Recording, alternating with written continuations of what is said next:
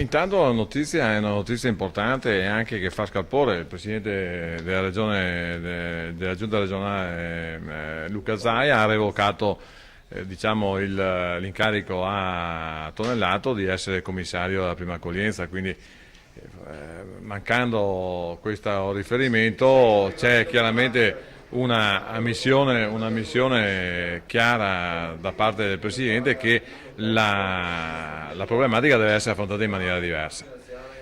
Questo è un problema perché i malcontenti, i mal di pancia, i malumori che ci sono sul territorio sono derivati soprattutto dal fatto che c'è una approssimazione, una casualità, dico io, nel portare questi profughi, questi anche clandestini, perché poi alla fine provengono da aree diverse dell'Africa, e bisognerebbe invece avere una metodologia precisa. Non possono essere ghettizzati lontano, dove non si vedono, in montagna.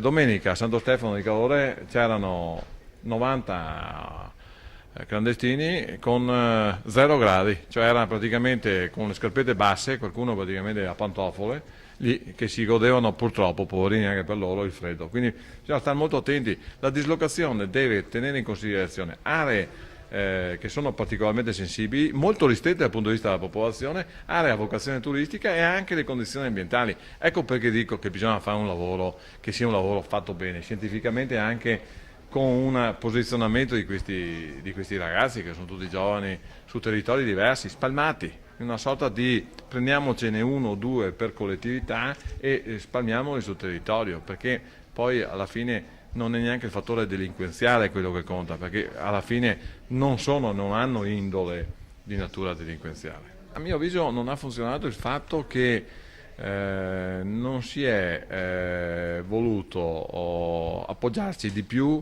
a territori che abbiano il confine della provincia. Ogni provincia doveva, a mio avviso, prendersi un tot di soggetti, di profughi, e spalmarli sul territorio, sulle varie municipalità. Quando una provincia ti dice di no, come Treviso, è chiaro che quelli di Treviso devono andare su un'altra provincia e poi a susseguirsi. Il fatto ultimo poi di Asiago, di Roana, dove dovrebbe diventare una sorta di centro di prima accoglienza ma con numeri molto elevati, è gravissimo. Oltretutto non sapevano nulla né gli amministratori locali, né gli amministratori provinciali, né gli amministratori regionali. E allora è ancora più grave perché non si fa concentrazione sul territorio e poi non ci si deve aspettare che ci sia accoglienza. Secondo me c'è stata una mancanza di organizzazione delle realtà locali e delle autonomie locali. Bisognava parlarsi prima nelle varie competenze, dal comune alla provincia alla regione, cosa fare, dove fare e quando fare.